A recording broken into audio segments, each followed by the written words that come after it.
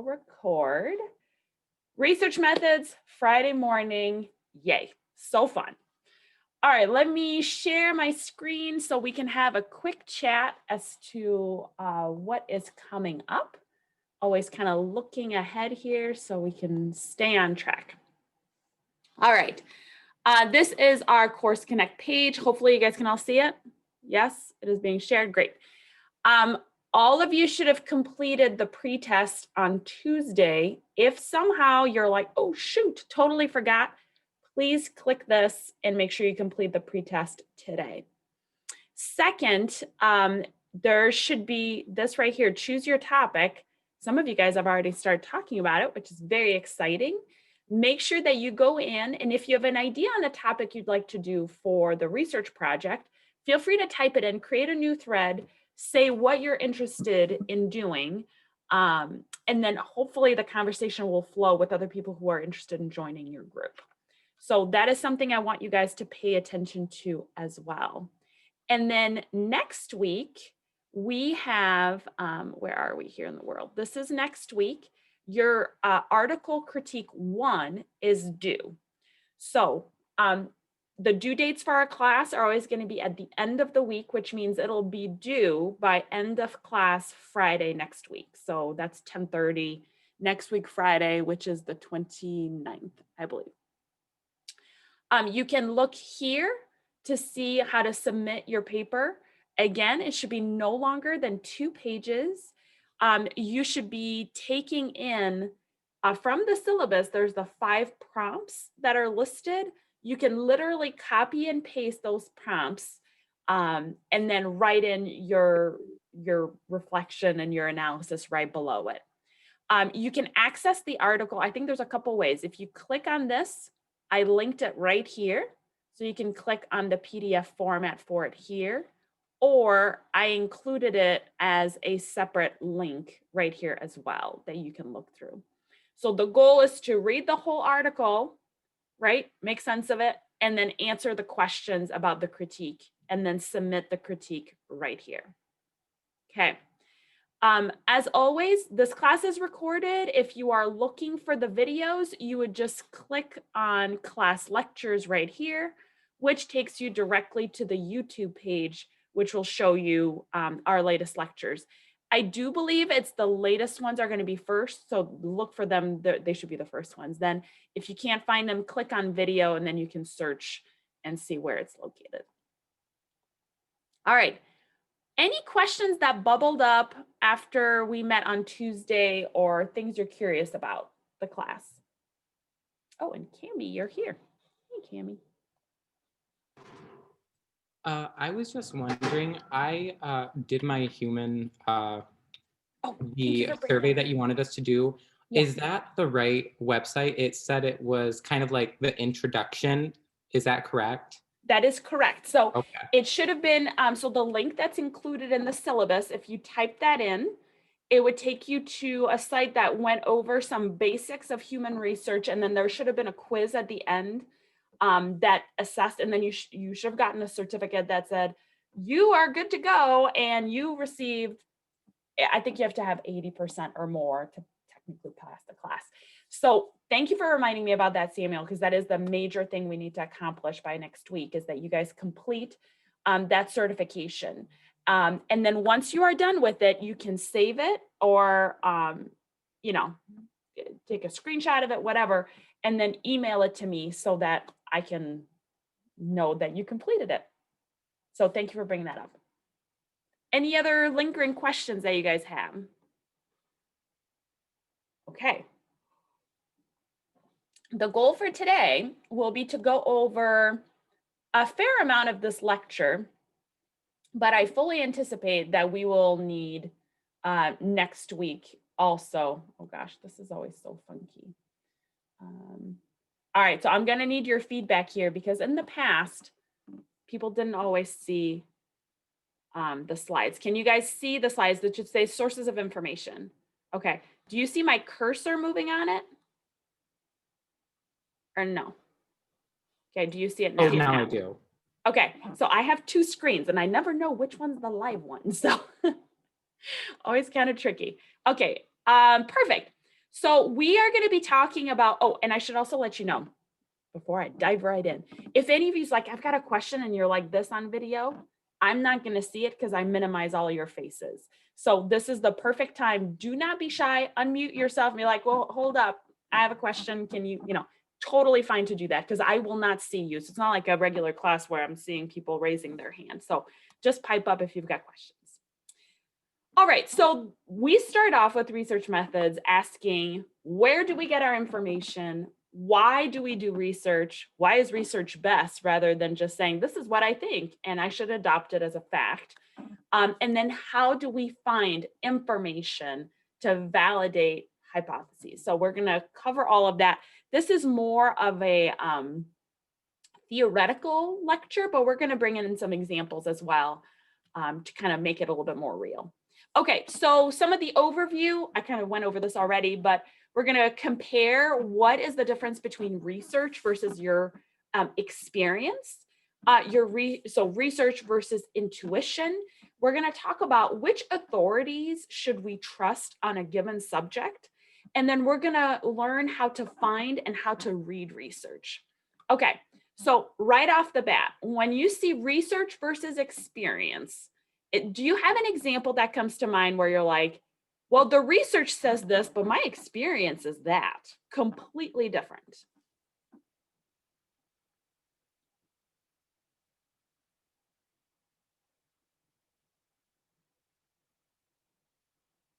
Let me give you an example.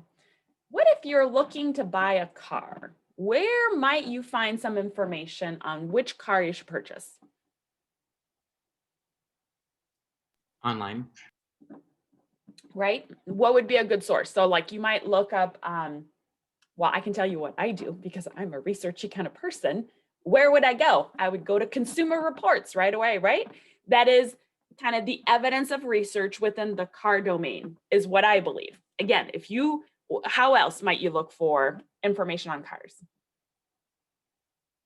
If it's not Consumer Report.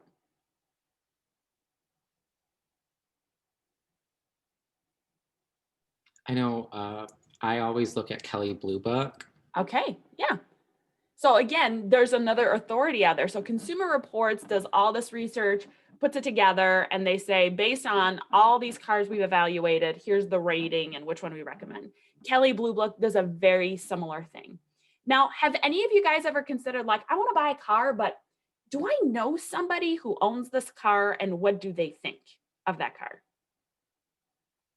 Right? That's another major way that we think about it. We're like, well, my buddy, Rob, he has this car and it's never broken down. So I think that's the car I should buy, right?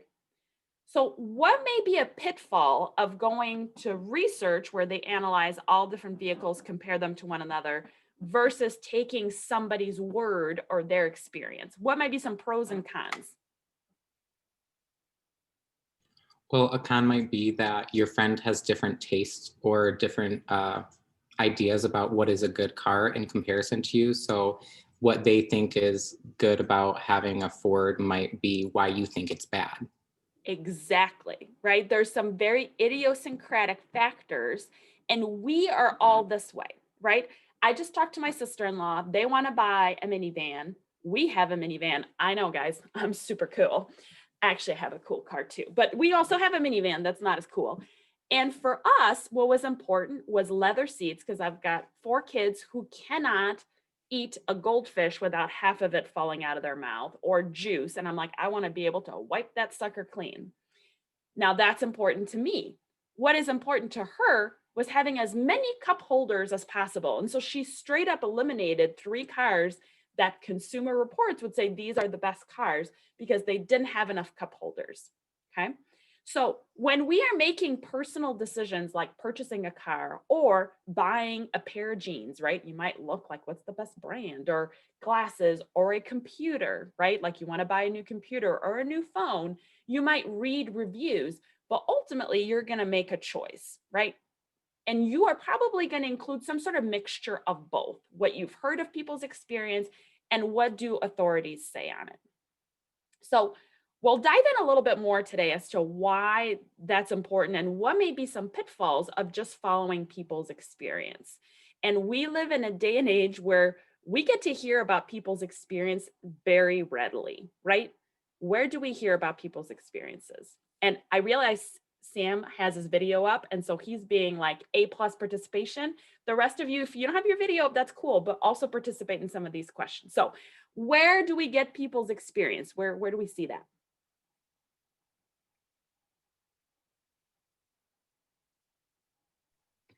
Right now, social media. Oh, sorry. No, it's okay. Go ahead, Grace. I was just gonna say, like, social media, Facebook. I know a lot of my family friends, they like to post stuff on Facebook regarding different products and stuff that they like or don't like. Right. Or their opinions, right? Like, I feel like we just went through a whole lot of people posting their opinions about what's going on in the world, right? And it is readily accessible. You don't have to search for it. Now, think 20 years ago when Facebook wasn't on there, Instagram, like, how did you find out what people thought?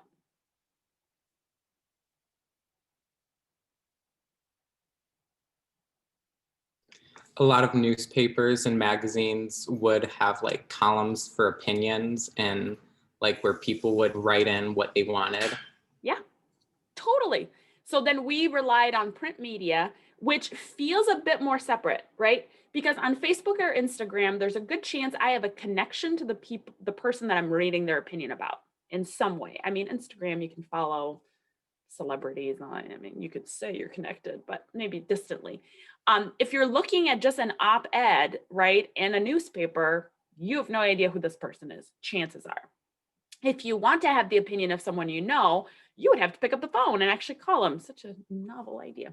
Anyway, so all to say, people's experience and their views and opinions on little things. Hey, what kind of lipstick should I buy? To medium things like I'm thinking about buying a car, it's a bigger purchase, to where should I buy a home, what area, blah, blah, right? It exceeds it in price point, to just their opinions about life in general and what they should do. It's far more readily available now than it ever was before. So we have a wealth of it, which is good and bad, because if you think about how much information is out there, we as a consumer need to decipher what should I listen to and what should I not listen to, right? That is the decision tree that we are faced with because there is so much information. Okay, so if you're asking Joe Schmo, hey, what's your experience with this car? Because you want to buy a new sedan, let's say, and they have a Honda Accord. They're going to tell you about their experience with the Honda Accord. There's going to be no comparison group. There's a good chance that Bob does not own a Camry. And oh my gosh, I'm already out of my depth with this example. I don't know a lot of sedans. What's another sedan? Something Ford. Fiesta? That's probably not right. Outlander. Anyway, imagine cars like I knew what I was talking about, multiple sedans, right? Bob didn't go and drive each one, chances are, right? He purchased one car and he's going to tell you about his experience. So when you are listening to experience from individuals, there is inherently no comparison group. And oftentimes that experience is confounded. What does confounded mean, right? It means that there's another factor within their experience that likely plays a role in how they determine their opinion. So Samuel was talking about this a moment ago, and I gave an example about my sister-in-law and the cup holders. So her determination of what is a good car is the number of cup holders, but my determination of what is a good car is going to be vastly different, right? So the assessment of what is good has confounding variables within it. The same way someone might say, so there's an example in your textbook that talks about vitamins. So if you are taking a vitamin every single day and you're like, I feel good because I take this vitamin, maybe it's because of the vitamin. Maybe it's because you lead a healthy lifestyle, that you work out, that you don't eat junk food, that you have good genetics, right? It could be all of those other reasons too. But if you attribute it solely to vitamins, that is likely an incorrect assumption, right? The power or the impact of vitamins onto your version of health is probably far more minimal compared to those other factors, okay? So ultimately, research always trumps experience, especially when diving into a topic that is multi-layered, because it will look at those confounds and it looks at probability. Because you also hear, sticking with the car example, you'll hear people go, oh, never buy a Kia. I bought a Kia and it broke down the side of the road after a month of owning it, right? So that is a singular experience, which is not probabilistic. Now, Consumer Reports would take all of those cars and say, what is the probability out of 100 cars of this brand that we tested? How many of them broke down after a month? Now, if that number is like 50, right? Oh, well, that's a high probability that you're going to have an unreliable car. But one person stating their experience does not follow laws of probability. It could be a fluke or what they call a lemon, right? Like you got a bad car, which is just kind of random here. Okay. There's several examples in your text. I included several of them here. That's, again, it all boils down to the same piece, that your own experience is going to be biased in some way because it does not look at all aspects of research. Okay. So going a little bit more deeply here, experience really has no comparison group.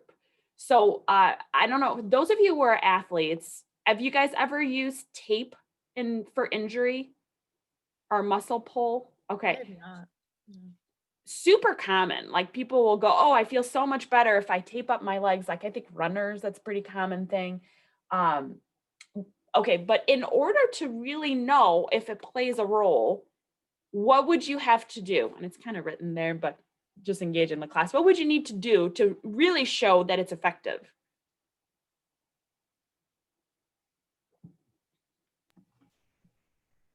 You would need to like isolate it from other factors and then compare if you to where you didn't have tape. Yes. And I love what you said there, Ada, because yes, you need to isolate it from other factors, because if you're doing two totally different kind of workouts, or you're like, I'm going to run without tape and I'm going to run 10 miles, and then I'm going to run with tape and I'm going to run 1 mile, chances are that experience is going to be a little different on how you feel afterwards, right?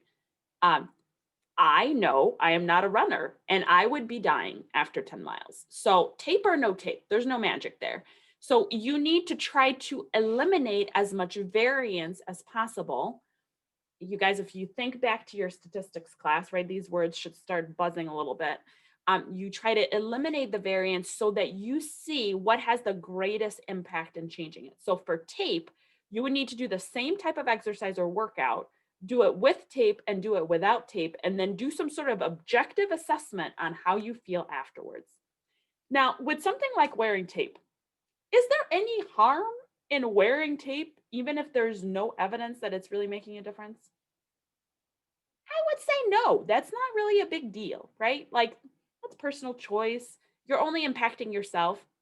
What would be an example where you decide to take someone's word for something that might have much larger implication if you follow that path rather than testing it out with research? I got some hot topic ideas here. Maybe taking like a medicine or something that's like not prescribed by the doctor. Yes, Mara, that is excellent. I used to do therapy way back when. This is what my PhD is in, right? Psychology. And people would go, oh, I feel so anxious. And I was at work and I was really like not feeling well, just feeling so worried I was going to get fired. And then my coworker was like, I have Xanax. Do you want to have a Xanax? And it really helped. And I was like, oh, what are we doing? Why are we doing that? That is not a prescribed way to do that. You should go and meet with the doctor. Maybe there's something else that's going on with you. What if you have a pre-existing condition of some form that would not be a good interaction, right? Or let's talk about vaccines.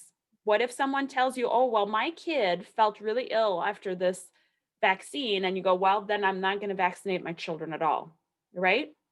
So that's another topic, and your text goes into that quite a bit, where the research says something very different than some people who have been very loud and vocal in the community and providing their idiosyncratic experience. And so again, probabilistically, what do you follow? What research says or what a single experience says? Okay. There's another great example in your book about venting and we're going to talk about it in just a second.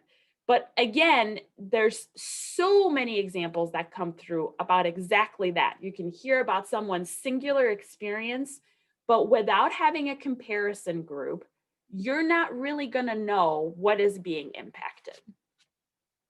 Okay, so bloodletting. Are you guys familiar with this concept? You heard about that? So way long ago, 1700s, people thought if you're quite ill, the way to fix that ailment is to let out some blood. Now, interestingly enough, there are some diseases that is the primary treatment today, where that's the way to do it because levels of iron in their blood is too high. The way to reduce it is to let out some blood and then you're better. So kind of anyway, I digress here, but back in the 1700s, they're still trying to figure out how can we help people? How can we make things better for them in the face of really terrible diseases? So they would let out some blood either from their wrists or ankles to see if that improved their condition. Now, you let out blood, they either get better and move on or they die. That's usually the two options you were faced with. What might be some confounding variables within that?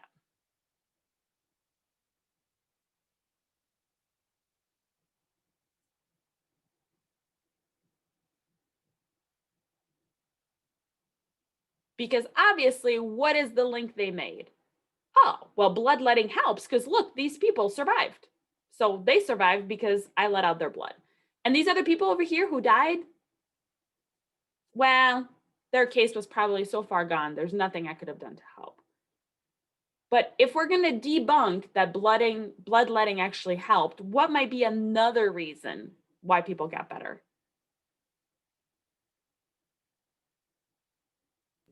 They just would have gotten better anyways. Right, exactly. So if any of you guys had like the common cold or a GI upset and somebody did bloodletting and after 4 days you're better, there go, see, bloodletting. Rather than what if I had done nothing, would I have gotten better? So that would have been a comparison group, right? People coming in with very similar symptoms, which there's inherent flaw within that too, but similar symptoms, and then you introduce a treatment and then you introduce nothing. Medical research is all about that, right? That's what they do all the time. They say, does this drug make your symptoms go away faster than usually doing nothing, right? That's called a control group. Or this third option, which is often a placebo. Now, what is a placebo? Anybody hear that term before? A placebo, at least in my experience, I don't know how it would work in every study, but a placebo, if you were doing a research group in which there was a pill, some people would receive a pill that actually is for the study, whereas the other people would receive the sugar pills, and that would make it so that neither the participants nor the people who are administrating the test know who is getting it, so it can't be changed by their experience or what they expect to happen. Excellent. That is a perfect definition of a placebo, right? You are giving a sugar pill, so the participant believes they are having some treatment. And so there is often a psychological impact of being in a medical study, right? You think they wouldn't give this to me unless it helped. And so our own psychological nuances influences how we feel, right? Like that's the link between our brains and our body, right? Huge link right there. So if you give a placebo and you measure behavior improvement in symptoms, that gives you an idea. And compared to a control group where they get nothing, typically you'd want those to be about the same, right? Because they're not getting anything huge. So it's just going to be a psychological impact, whether people feel they're better, whether they're actually better. but you would certainly want the drug that you're testing to outperform a placebo in a control group, right? Because otherwise, why take the drug? That would make no sense. So we'll talk about that a lot this semester, and I have a great TED Talk that will really dive in and dissect together specifically on that. But this particular example here with bloodletting really sheds the light on another issue, which is the reporting of data. So I don't know if you guys are able to see these values very well, and they might be really tiny on your screen, but I'm going to look on my big screen here because I can't really see them. First, it talks about a baseline comparison, and then you can see how if one value is decreased, how much that impacts the percentage recovered, and how one value then again is changed, how much that impacts the percentage recovered. And so this brings out the fact that there can be manipulation by the researcher to show a more effective recovery rate, which is problematic in research. You need to be honest and all of that. So let's look at the next slide because I go on. I have a little bit more here on this particular topic. So specifically with this one, we know that there may be other confounds, other reasons why patients became better rather than just the bloodletting, right? So as Ada had mentioned, maybe it was only a 4-day course of symptoms. You wait the 4 days, everybody's better, we can all go. So the only way to minimize confounds is to control as many variables as possible. So controlling their environment they're in, controlling how similar the symptoms are to one another, controlling the type of individuals, that's huge too, right? Oh, well, we gave this drug and we saw that 80% of our group got better.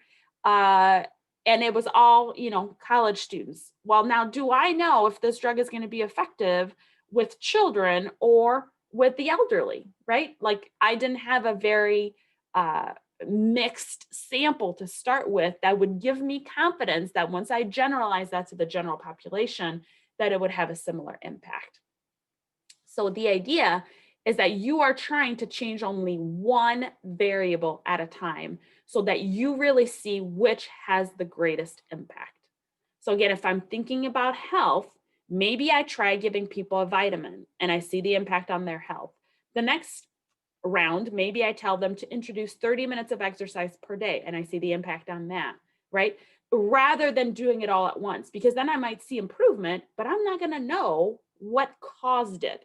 So the idea of causation in research is huge. We want to know what can we attribute this change to. Now, I will tell you right now, not wanting to pop anybody's bubble, but in the social sciences, causation is very challenging to assess. It is hard to know what A caused B.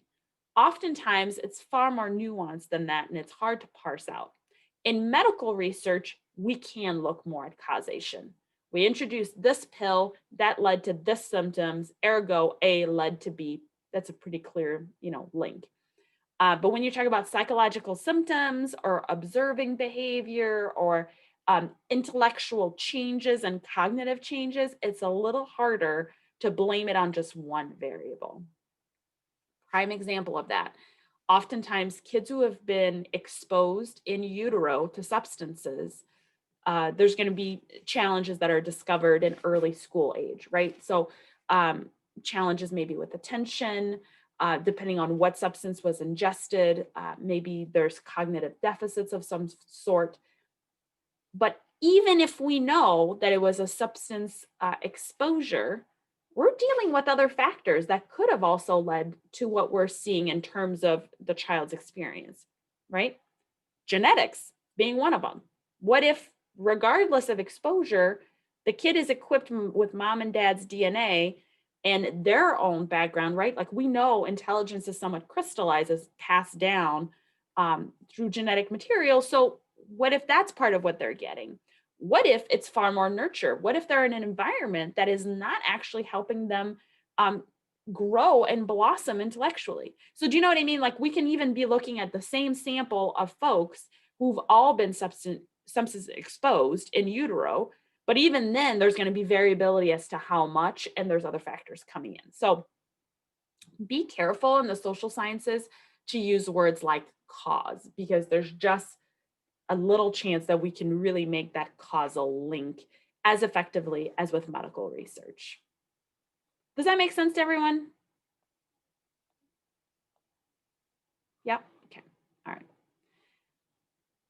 So this is a super fun study. So there's a study back in 2002 on the effects of catharsis. Now, I'm sure this is something you guys have heard about, like, you should talk about your feelings. Talk about it and it'll make you feel better, right? Like, I feel like that's what our society, don't bottle things in, talk about it.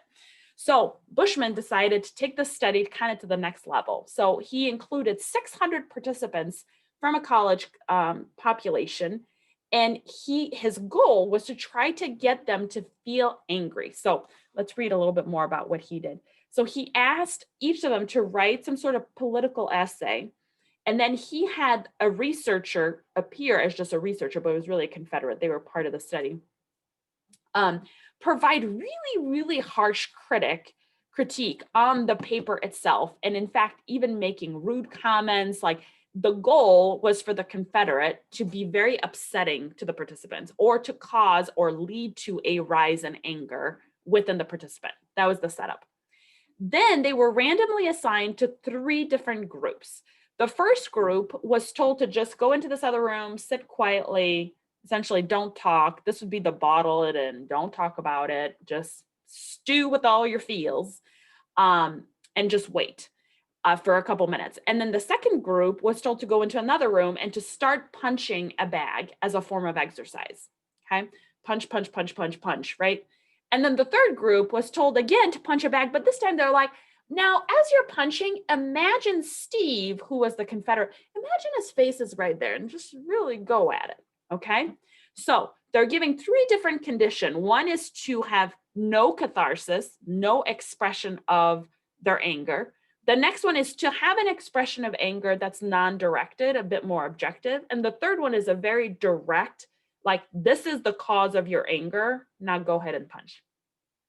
Okay, so 3 things happened here, right? So the Confederate, the first initial experience, getting them angry, 3 different groups, how did they manage those angry feelings? Now, the third step of the study is, what are they going to do about those feelings? How do they react? So afterwards, they were told to play a game with Steve, the original Confederate, right, who got them all upset. And they were given an opportunity during this quiz to do like one of those like horn, like those loud horn right in his ears. Again, who's coming up with these designs? I'm not sure I would have come up with that, but okay. So now the idea was, which group would want to inflict the most pain onto Steve, right? Which group wanted to blast the loud horn the most or for the longest amount of time? And so we then see this result here. So the first group showed less than average aggression towards Steve. This middle group was fairly average, and the third group was quite high. Okay, so now what do we think about this? Any potential confounding variable with this that you're finding? Because this study, it's a good design, right? Randomly assigned to 3 groups, and then you're exposing them all to the same thing, playing with the quiz. Anything that could have played a role in the results that we got?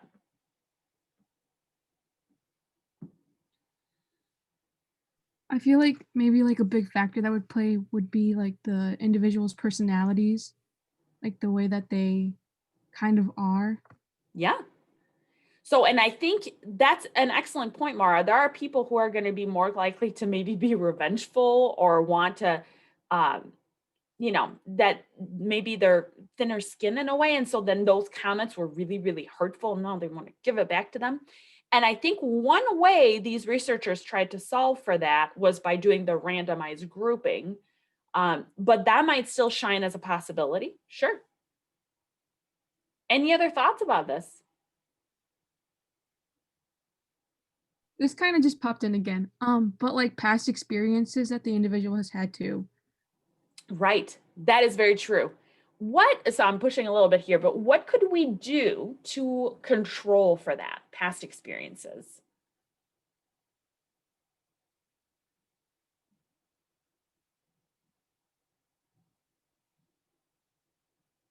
So one thought that comes to mind is maybe as a post-test, once this is done, have them fill out a quick questionnaire on ways they usually feel after critiques, right? So then we see, are people just acknowledging through a survey that they tend to not take criticism all that well, or that they tend to, that maybe there's something personality-wise that they're more vengeful or revengeful in some way. So introducing that as another layer at the end could parse that out a little bit.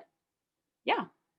But otherwise, this study addressed a lot of the potential confounds by splitting them into groups and then by providing them all with the same experience at the end, right?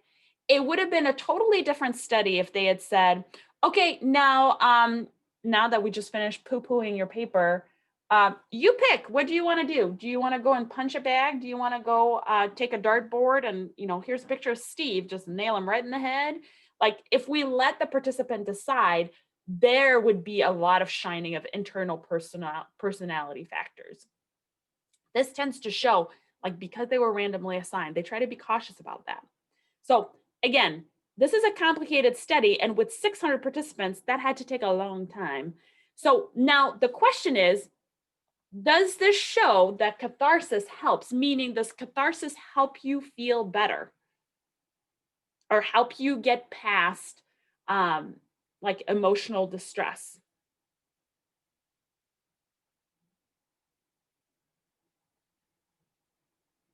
No wrong or right answer here. I'm curious what your thoughts are.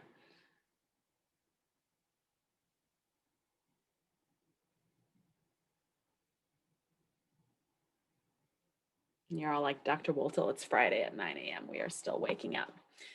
So some people may say, no, it doesn't work because it got them even more amped up, right? Even more upset. It didn't really. So if catharsis, the goal is that you calm down, that talking makes you feel better, or emoting in some way through punching, whatever, then you're able to kind of release all those feelings.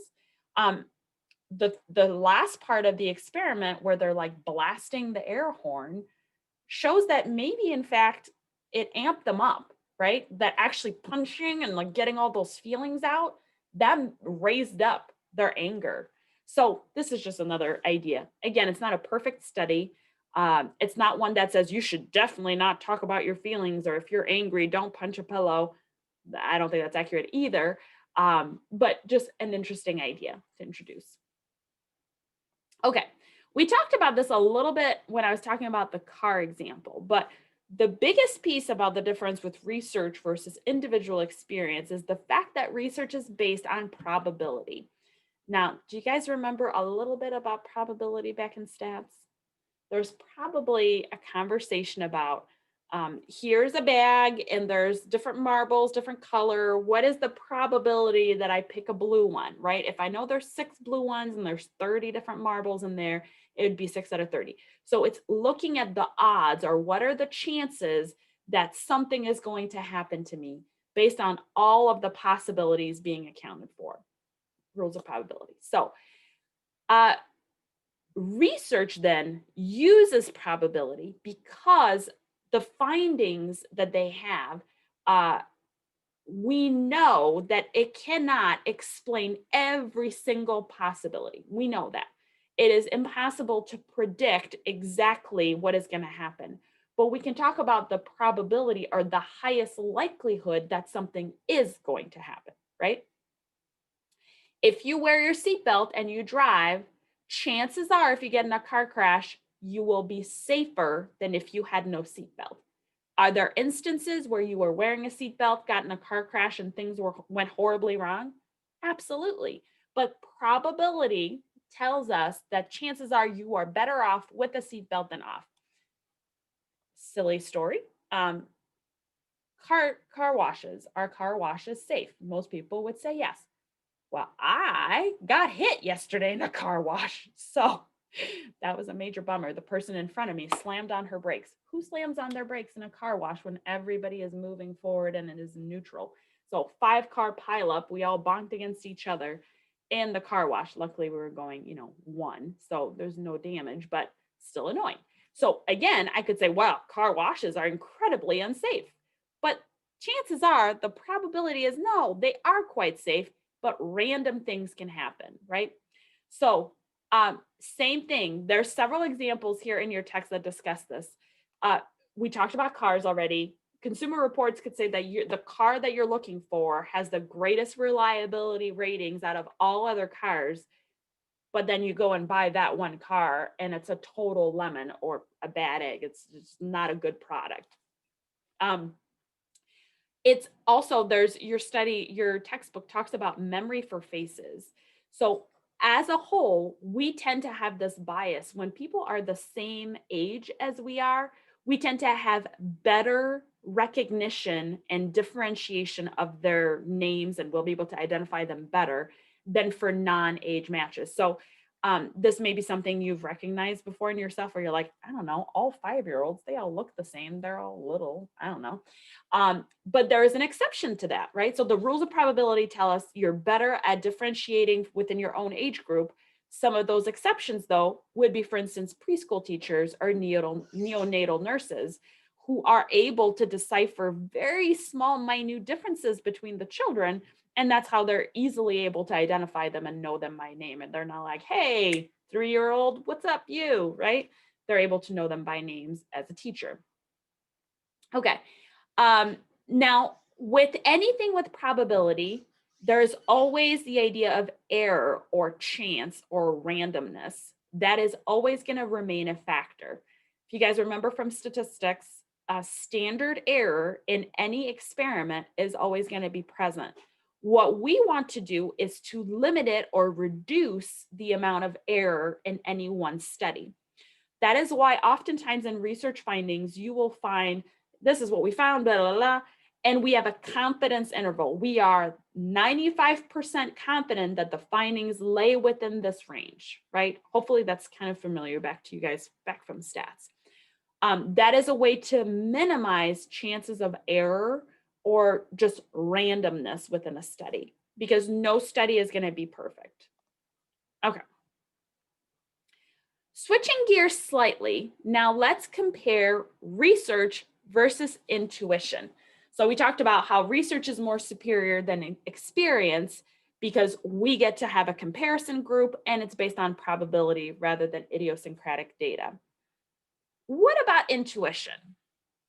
Is intuition different than experience?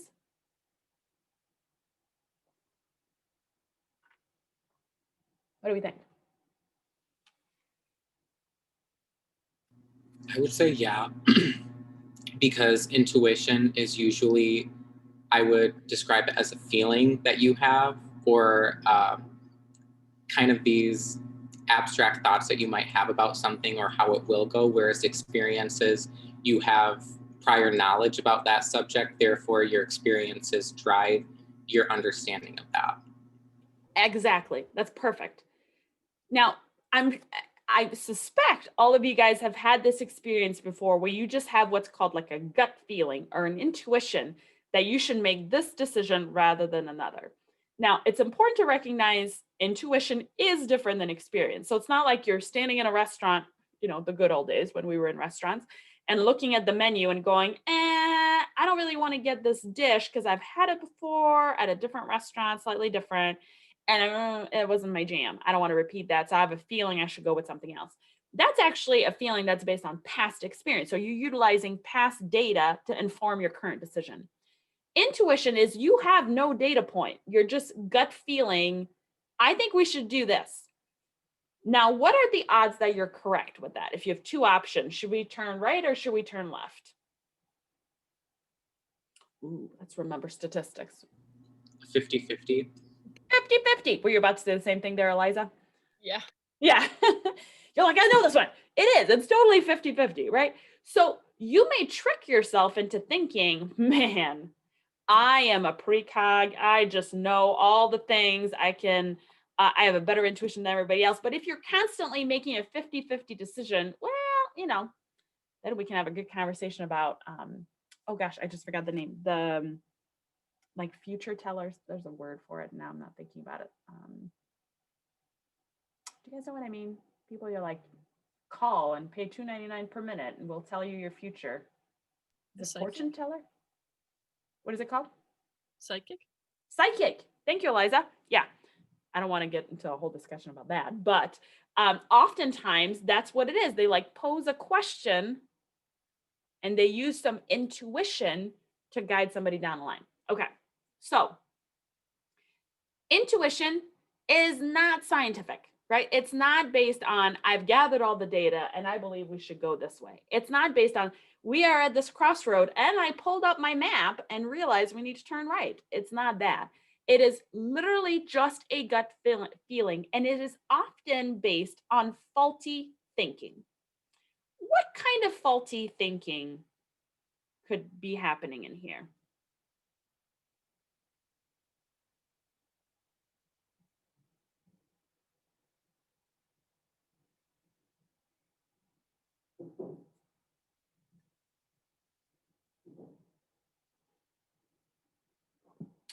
Stereotypes?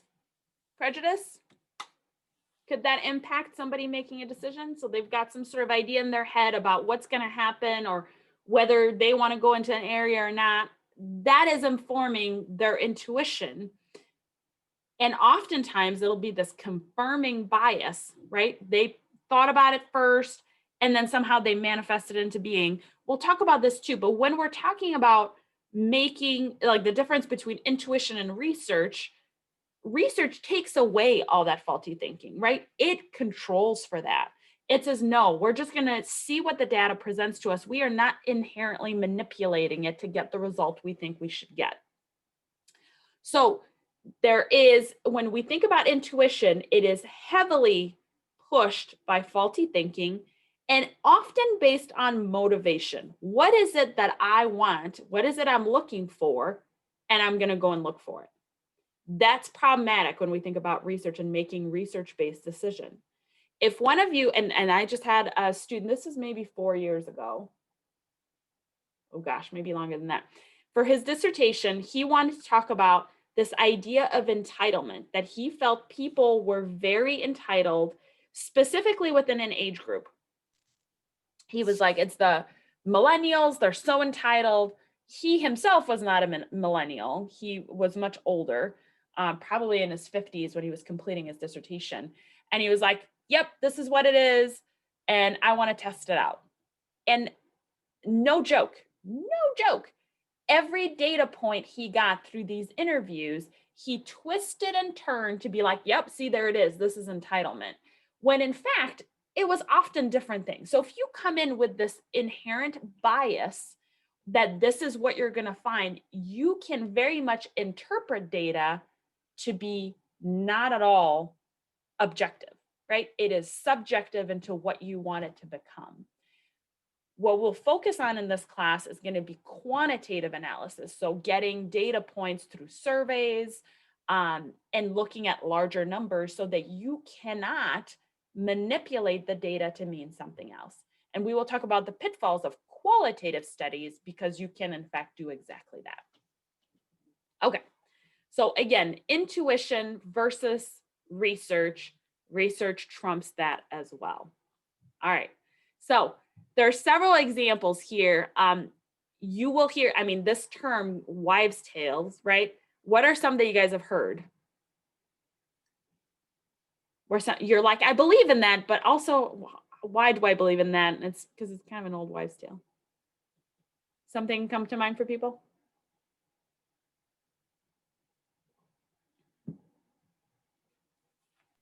I know one is that people say if you go to bed with your hair wet, you're like, I know my mom would say like you're gonna get pneumonia or something like that. Yeah, totally. Or if you go to bed with your feet cold, you're gonna be cold, so you should wear socks all the time to prevent the cold. What were you gonna say, Ada? Mine was similar, like if you go outside in the rain, you're gonna catch a cold. Right. I love that too, because all of these examples are based on weather, right? And what do we know about colds? They have nothing to do with weather, right? Like it's a virus, whether you get it or not, right? It's not based on, because you can get a cold in summer when you've been warm, you know? Mara, did you want to say something too? I think this just might be from my household, but I know my parents always say like don't be walking around like without any socks or anything or else you're gonna get sick as well. Yeah, totally. And then if you think about women who are pregnant, oh man, the old wives' tale are plentiful here. Oh, well, you shouldn't wear this because then or don't eat spicy food because then you'll get heartburn and you'll be born with a really hairy baby. I was like, what? How do we get from A to C here? Like there's a misunderstanding something. Your textbook talked about washing your face and pimples, for instance. I think I have it listed here. And so oftentimes it can wash away the grease, but there is also this other piece about genetically, are you more predisposed to having bad acne? That may just be part of it.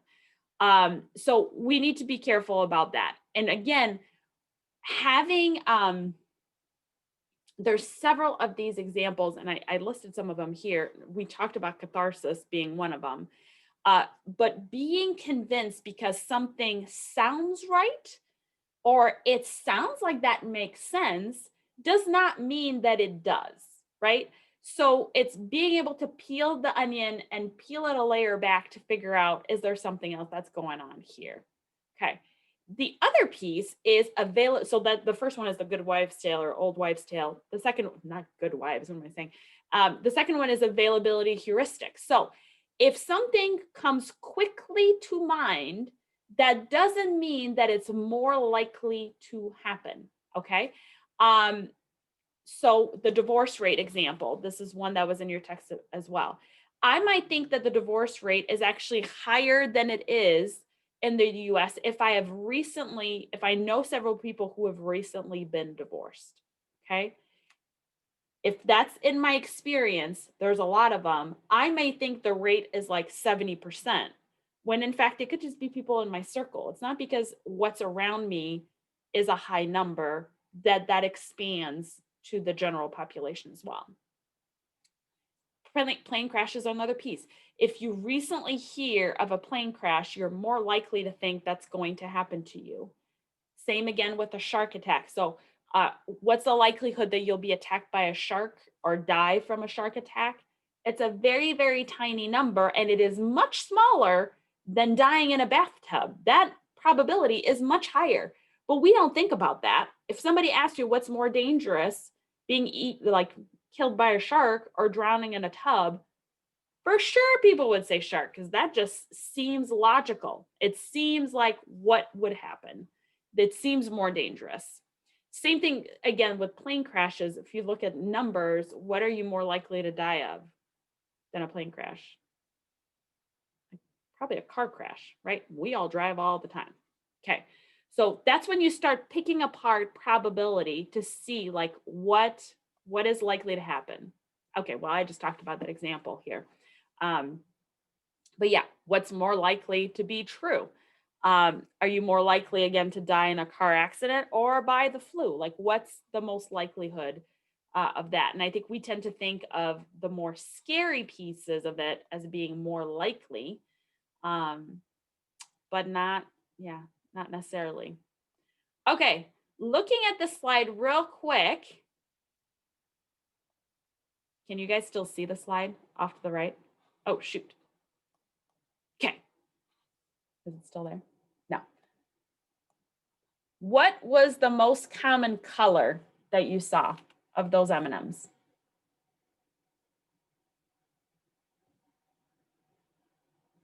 Did you guys see that I had a slide that had M&Ms or Skittles? What was the color that you saw the most? I'm gonna say yellow. Okay. Anybody else? I saw yellow as well. Okay. No right or wrong answer here. What color? We need a few more data points. The blue stood out to me. Blue? Okay.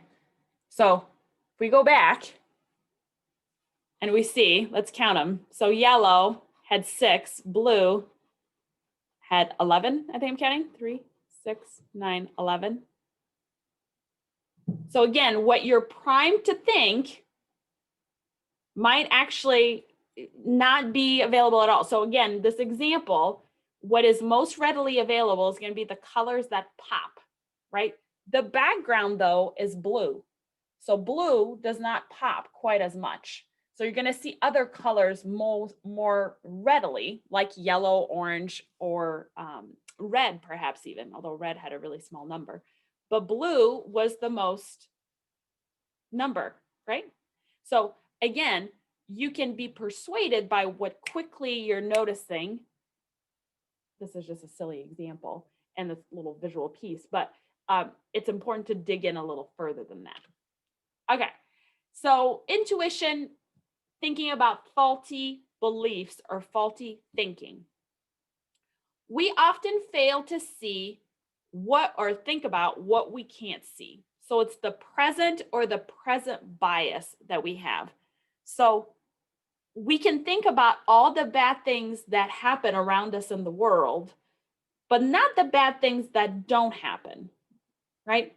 So what's happening to you today, the stressors you're having, if you're like, oh gosh, I'm really down in the dumps, like all these bad things have happened recently, but you don't tend to go, what are the bad things that didn't happen to me, right? That's flipping your thinking upside down so that you can see it. It's part of the more happiness derived thinking is, and gratefulness, like what are the things that haven't actually happened to me that are negative? I should focus on that because those are meaningful as well.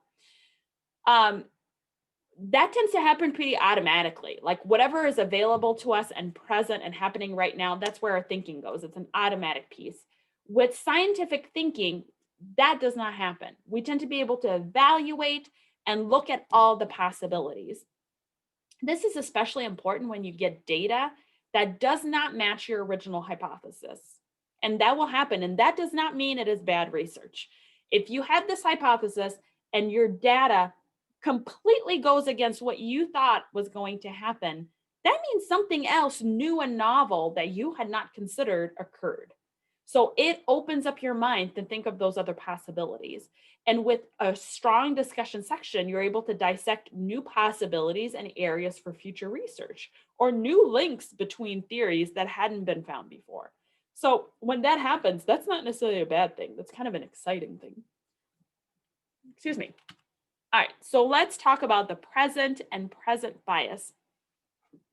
So this is in your textbook, there's a great example of this.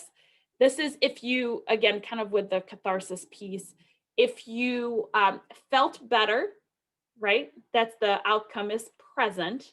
If you felt worse, the outcome is absent.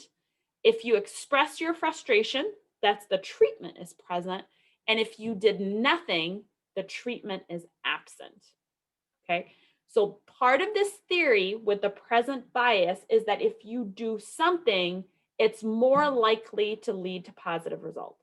If I take a pill, I am more likely to feel better than if I took nothing, okay? So again, the box we're looking at is here. You felt better and you express your frustration. Now, what do we see here actually? Is that the greatest likelihood? Like, is that the best solution if you want to feel better? You're shaking your head, Ada. Tell me why. I mean, I think, okay, it's kind of hard for me to read, but I feel like the did nothing, which has more people in it, felt better. 100%. Yeah, double the number of people who did nothing felt better. So the bias is here that this must be true because we did something, when in fact, no, you're focusing on the wrong thing. And if you just look at, again, what is the outcome you want people to feel better. 10 out of 15 felt better by doing nothing, okay? But the idea is that we will have this bias in our mind that you must feel better because you did something about it. You took action in some way, okay? Your text goes into a lot more detail about this particular study. It's really interesting.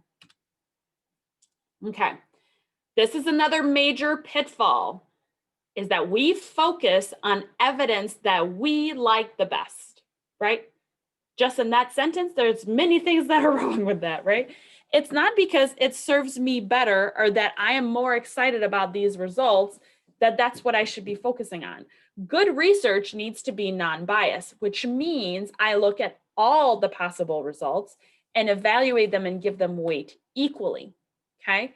So the term we often use in research is cherry picking. You are cherry picking the information that suits you, that either confirms or supports your original hypothesis, or that's in line with what you've been thinking, or in line with what the general research has been saying.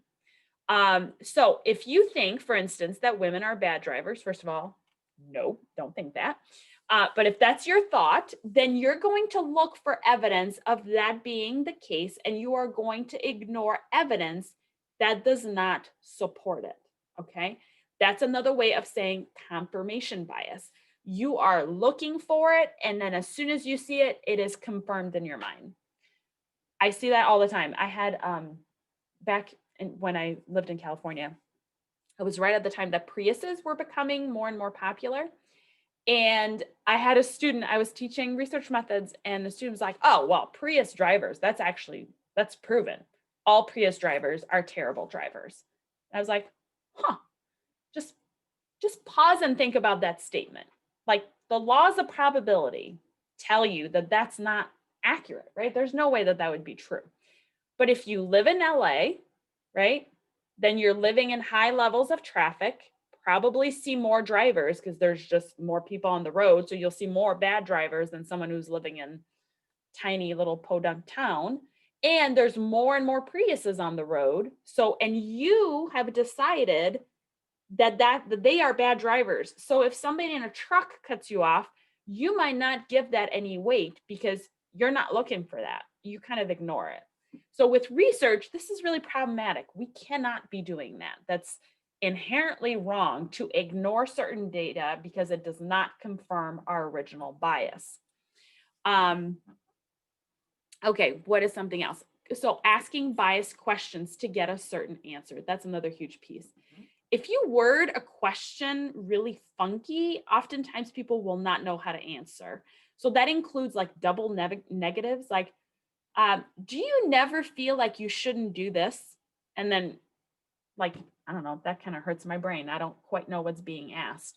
Or if you ask a certain question and you make it really socially loaded, like introversion and extroversion. Can you guys think of ways, like, what does our society seem to prefer? Is there a bias there?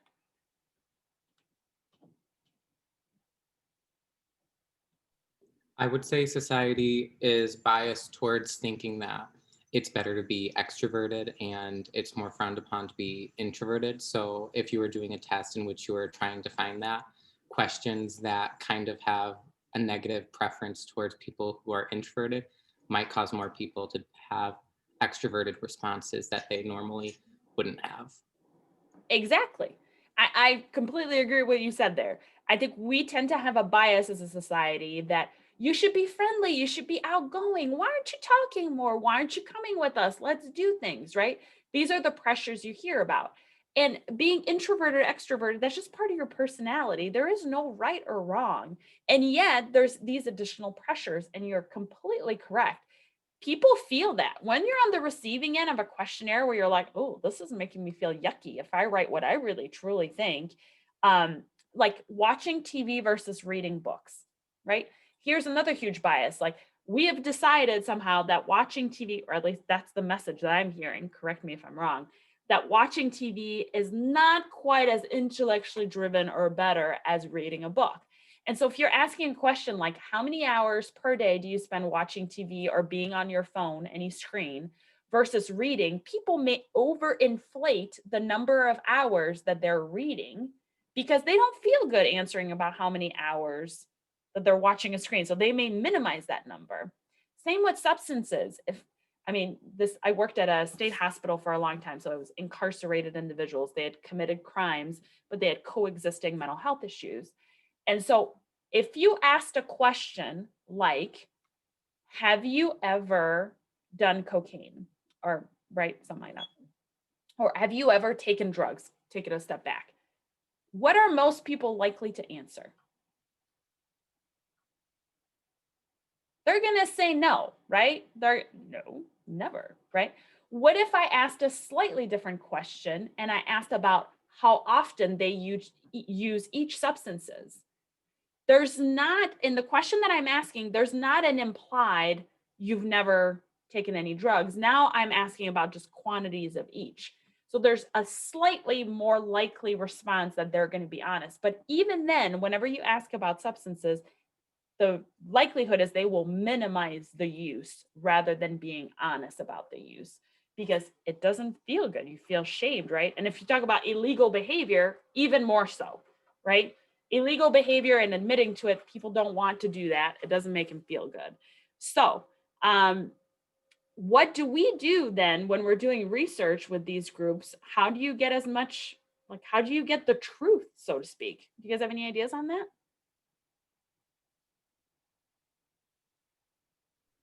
One way might be to ensure the participants of the study beforehand that all of the information will stay within the study and it won't be disclosed. So all their responses will be protected by the consent of them, and it can't be used against them.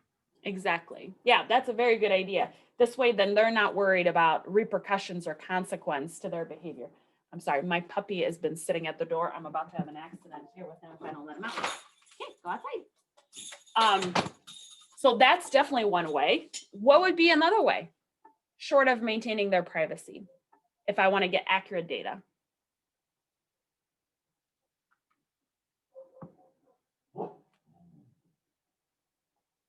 Like if I'm a clinician and I'm trying to assess, maybe getting corroborating evidence, right? Where could I get corroborating evidence from?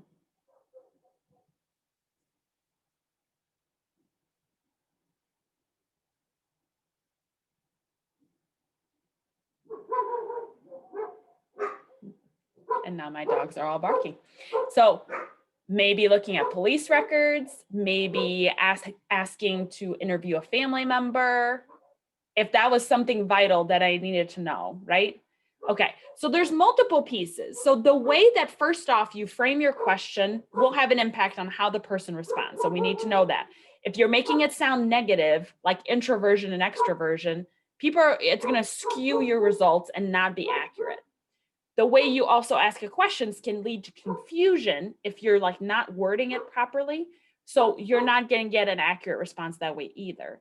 And finally, if you're asking about a topic that is likely to put up a wall, right, that your participant is not going to want to answer because of legal reason, against societal pressures that they'll want to answer, then you need to find another way to get some evidence if that is critical to your study.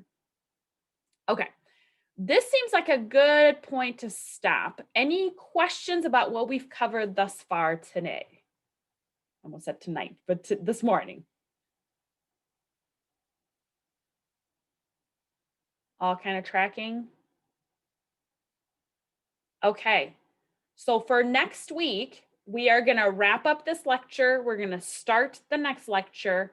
By next Friday, end of this class, you need to make sure to have completed Article 1 critique. If you have any questions about that, feel free to email me.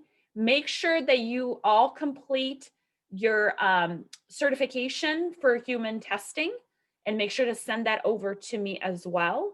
And lastly, go into Course Connect and start the discussion regarding picking a topic for your research paper. That needs to happen sooner rather than later because we're forming groups and I want to make sure everybody has enough time with that.